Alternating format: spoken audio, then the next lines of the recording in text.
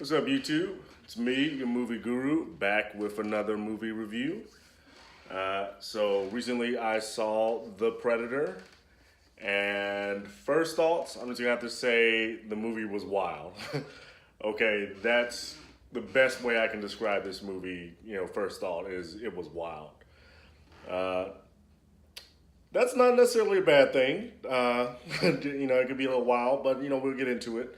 So first thing I want to talk about is the plot. So if you're going into this movie expecting there to be, a great plot or a story that you're really interested in, you're probably going to be a little bit disappointed. As far as films go, I think this had one of the weaker plots for some of the recent films I've seen, and a lot of it, to be frank, just kind of didn't even make sense. Not like when you really thought about it. The ending was that way, and then there were a lot of parts sprinkled in between that really didn't make much sense. So as far as that goes, if you're looking for plot, this isn't a movie that you want to see. As far as action goes, action was pretty good. It was a violent movie, but they definitely showed what the Predators were capable of. I'm not going to give any spoilers away, but you were able to see what the new Predator was capable of. The new Predator is something you should have seen, even in the trailers. Obviously there's a bigger one now. But they were able to blend that in, and then they were able to do some action scenes, showcasing what they could do, and I thought that was done well. So that action was pretty good. One of the things that I was surprised at, not necessarily a bad thing, but was much more humorous than the previous Predator films. Not even including the whole Aliens versus Predator franchise. But Predators 1, with Arnold Schwarzenegger, and then 2 with Danny Glover, and then you had the Predators with Adrian Brody. The tone of those movies was definitely a lot different than this one. This one, while a serious film, definitely didn't take itself too seriously and had a lot of humor intertwined within the whole movie. So that was something definitely different. It's given the serious nature of the film, it's not something that everybody would like. If you're going for an action thriller, uh, there were times where it was definitely might have been a bit too humorous for you. I didn't mind it. I thought that it was well done, and then it was able to break up some of the parts. Uh, it did maybe seem a little cheesy at times, but I liked it. I thought it was fine. It was humorous. I didn't have a problem with that. One of the things that I did notice about this film, and then as well as the other films in the franchise,